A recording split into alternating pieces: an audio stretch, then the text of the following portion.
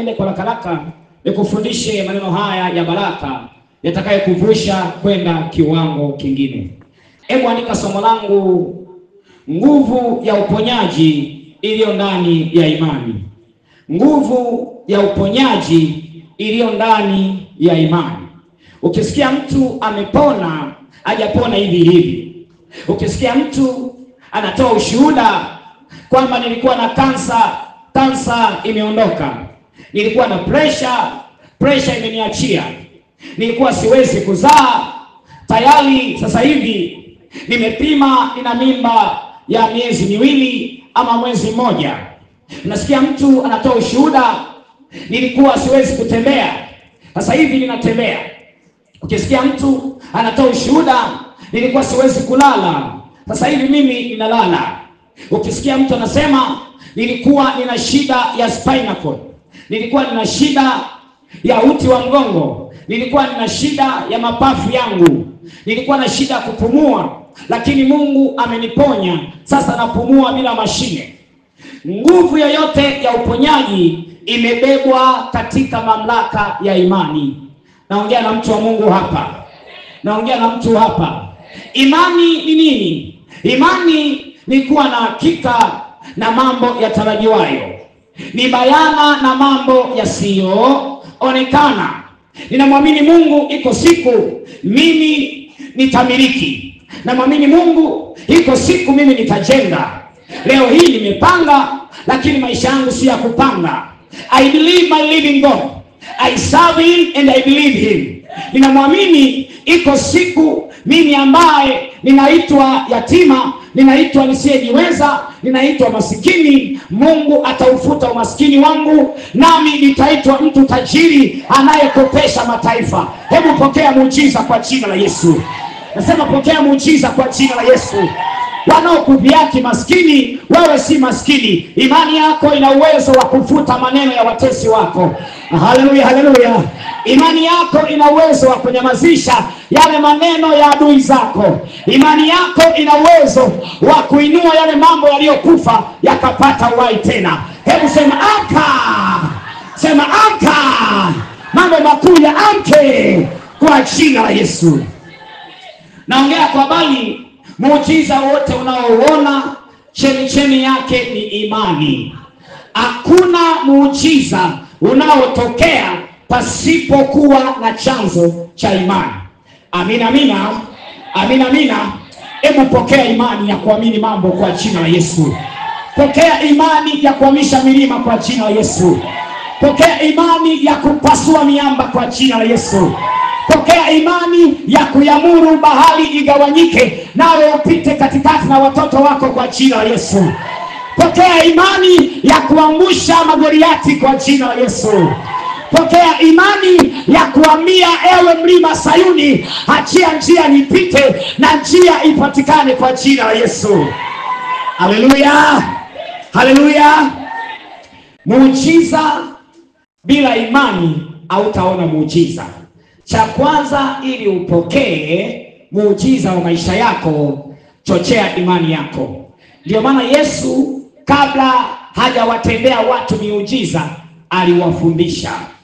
Kwa nini Yesu aliwafundisha? Yesu aliwafundisha kwa sababu kuna watu imani zao zilikuwa zimekufa. Kuna watu imani zao zilikuwa ni dhaifu. Kuna watu imani zao zilikuwa tayari zilishafutika. Hawaamini Mungu tena. Hawaamini Mungu kama anaweza. Wanaamini miungu. Wanaamini waganga wa kienyeji. Wanaamini uchawi. Wanawaamini wakina Elima wale wachawi. Wanawaamini wakina Simeoni wale ba Yesu. Lakini Yesu baada ya kuwafundisha, imani za wale watu zikaanza kuinuka. Na ndipo Yesu alikuwa akiwatamkia mambo na wanapata uponyaji. Nami na kufundisha, nikisha kufundisha imani yako inainuka. Imani yako ikiinuka, nikikutamkia pokea ndoa, unapokea ndoa kwa jina la Yesu. Nikikutamkia pokea kazi, unapokea kazi kwa jina la Yesu. Nikikutamkia pokea biashara, unapokea biashara kwa jina la Yesu. Nikikutamkia watesi wako wasambaratike, wanasambaratika kwa jina la Yesu. Nikikutamkia adui waliokuzuia, waliokuwekea mipaka, wanadondoka zamu kwa zamu, kwa sababu imani yako tayari imeshainuka. Hebu sema, imani yangu inuka kwa jina la Yesu. Sasa naomba unisikilize vizuri.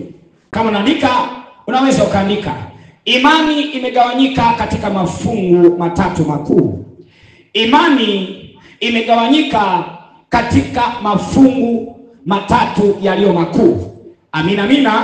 Hebu sema, imani imegawanyika katika mafungu matatu makuu. Imani ya kwanza ni imani ya kuhani anayekuongoza. Bwana Yesu asifiwe. Ninaongea katika process ya kupokea muujiza wa mtu. Nimesema imani inagawanyika katika mambo makuu matatu, mafungu makuu matatu. Bwana Yesu asifiwe. Nguvu yoyote ya muujiza ipo ndani ya imani. Nikasema namba moja, imani juu ya kuhani. Haleluya. Kuhani anayekuongoza lazima awe ana imani na Mungu aliye naye. Bwana Yesu asifiwe. Kwamba Mungu aliye naye ni Mungu mwenye nguvu. Mungu aliye naye ni Mungu anayetenda yaliyo makuu. Mungu aliye naye ni Mungu asiyeshindwa na lolote. Mungu aliye naye ni Mungu asiyefananishwa na chochote. Imani ya kwanza, Bwana Yesu asifiwe, ni imani iliyo ndani ya kuhani. Imani ya pili ni imani iliyo ndani ya mgonjwa, mtu mtafuta muujiza, mtu ambaye ana shida, mtu ambaye ana mateso, mtu ambaye ana mizigo. Imani inatakiwa iwe ndani yake. Hili mzigo ukuachie, lazima chemichemi ya imani itokote ndani yako. Ili mateso ulionayo lazima uwe na imani. Bwana Yesu asifiwe. Bwana Yesu asifiwe. Usije kanisani kwa kumjaribu Mungu. Njoo kanisani kwa sababu unamwamini Mungu. Yeye hakuna kitu anachoshindwa. Kwamba waganga wanaweza wakashindwa, wachawi wanaweza wakashindwa, wataalam madarueshi wanaweza wakashindwa, wasoma lambi wanaweza wakashindwa, wataalamu wa kutikisa matunguli wanaweza wakashindwa kukutibu, madaktari mabingwa wa operation wanaweza wakashindwa. Lakini why nipo kanisani? Mungu aliyenifanya kwa sura yake na kwa mfano wake anazo spare za mwili wangu, anayo spare ya moyo wangu, anayo spare ya figo, anayo spare ya miguu yangu. Yeye ashindwi na chochote. I believe him. Yeye ashindwi na chochote. Hapo kukanyaga kwako tu unapokea muujiza wa maisha yako. You believe God. You believe it. Bwana Yesu asifiwe. Najaribu kuinua imani yako ili upokee muujiza wako kwa jina la Yesu. Nasema tena, najaribu kuinua imani yako ili upokee muujiza wako. Kwa hiyo kuhani kazi yake ni kuichochea imani ya mgonjwa, imani ya mtu mwenye shida, mwenye tabu, iinuke ili apokee muujiza wake. Imani ya tatu ni imani ya wasaidizi wa mgonjwa, waliombeba kumleta mgonjwa ili aombewe, ambao wako hapa, wana wagonjwa wao wako mahali wameshindwa kuinuka, wameshindwa kutembea, wameshindwa kuongea. Kwa hiyo wako watu wanaoweza kumbebea imani mgonjwa wao. Kama mgonjwa hana imani, wewe msaidizi wa mgonjwa, mbebee imani mgonjwa wako, naye atapona kwa jina la Yesu. Nasema tena, kama mgonjwa uliye naye hawezi kuamini, wewe mwenye mgonjwa mbebee imani mgonjwa wako, naye ugonjwa utamwachia, kwa maana yupo mwenye imani aliyesimama kwa niaba yake. Naongea na watu wa Mungu hapa. Mfano, nyinyi ni mashahidi. Kuna mtu alikujaga hapa akasema ndugu yake amekwama nchi za nje. Sinakumbuka ule ushuhuda. Alisema ndugu yake amekwama nchi za nje. Nikamwambiaje? Kama mnakumbuka. Nikamwambiaje? Nilimwambia hivi, kalete picha ya ndugu yako. Mpaka sasa hivi siko madhabahuni hapa. Bwana Yesu asifiwe. Haleluya. Akaileta ile picha ya ndugu yake, akasimama kwenye hii madhabahu. Hatumjui ndugu yake, tumeiona tu picha yake. Hata ndugu yake sijawahi ongea naye, hata ndugu yake hajawahi kuniona, hata ndugu yake haijui sauti yangu. Kupitia ndugu yake aliyesimama na picha yake katika madhabahu ya ufufuo na uzima, nasi tukatuma maguruneti katika frequency ya rohoni, tukaanza kusema na wale majasusi wa giza waliokamata, waliomshikilia ili wamtoe sadaka, na ndipo anga likaachia, likapasuka, wale majasusi wa kuzimu wakamtapika na akarudi Kenya. Piga Yesu makofi. Piga Yesu makofi. Alikuja hapa akatoa ushuhuda, paka kawa analia, akasema walikuwa wanapanga wakamtupe wapi? Jangwani. Umesahau. Amina. Haleluya. Wakamtupe wapi? Jangwani. Si mlikwepo hapo? Wangapi walikuweka mkono juu? Kipindi ile anatoa ushuhuda, si ndio? Bwana Yesu asifiwe. Hatukumwombea yeye, tuliombea nani? Ndugu yake. Kwa hiyo ndani ya imani imegawanyika katika mafungu matatu yaliyo makuu: imani ya kuhani, imani ya mgonjwa, imani ya msaidizi wa mgonjwa. Bwana Yesu asifiwe. Nikuoneshe mfano wa pili kwenye Biblia, unaweza ukanielewa. Kitabu cha Mathayo ile sura ya 8 na ule mstari wake, hebu tuanzie mstari wa 5. Kimbia haraka ulisomea hapo. Mathayo 8:5. Hata alipoingia, ni nani huyo? Sogea kwenye mic ili usikike. Hata alipoingia Kapernaumu. Huyo ni Yesu, ni mji unaitwa Kapernaumu. Twende kazi. Endelea. Tuendelee. Yesu alipoingia Kapernaumu. Hata alipoingia Kapernaumu. Ndio. Akida mmoja alimjia. Akida ni nini kwa Kiswahili kilicho sahihi? Akida alikuwa ni jemedari wa jeshi. Akamsihi jemedari wa jeshi anamwomba Yesu. Akisema, Bwana, mtumishi wangu amelala nyumbani. Bwana, mtumishi wangu amelala wapi? Nyumbani. Mgonjwa wa kupooza, yani si wa kuinuka, ni wa kupooza. Haja ndogo hapo hapo, haja kubwa hapo hapo, yani ni wa kuinuliwa. Anaumwa sana, sio kidogo, anaumwa sana. Yesu akamwambia, nitakuja. Yesu akamwambia, sikiliza mwanangu, nitakuja kwenye nyumba yako ili nimponye mgonjwa wako. Mwanangu, nitakuja chini ya dari yako ili nimuombee nani? Mgonjwa wako. Yule akida akasemaje? Yule akida akamjibu Yesu. Akasema, Bwana, mimi sistahili wewe uingie. Mimi nakuomba, ninakusihi hata usikanyage katika nyumba yangu. Lakini neno lako tu tamka. Mgonjwa wangu haina haja ya kumuona. Mgonjwa wangu haina haja ya kwenda. Mgonjwa wangu haina haja ya mpaka ufike nyumbani. Neno lako lina nguvu. Kinywa chako kimebeba mamlaka. Kinywa chako kina uwezo. Tamka neno. Sio maneno. Tamka neno. Twende kazi. Umepotea? Na mtumishi wangu atapona. Na mtumishi wangu atapona. Yesu aliposikia maneno hayo, Yesu yeye mwenyewe alishangaa. Sema Yesu alishangaa. Sema Yesu alishangaa. Yaani Yesu mwenyewe alishangaa, jamaa hajaokoka. Huyu akida hana Yesu. Huyu akida kuomba hajui. Huyu akida hajui kunena kwa lugha.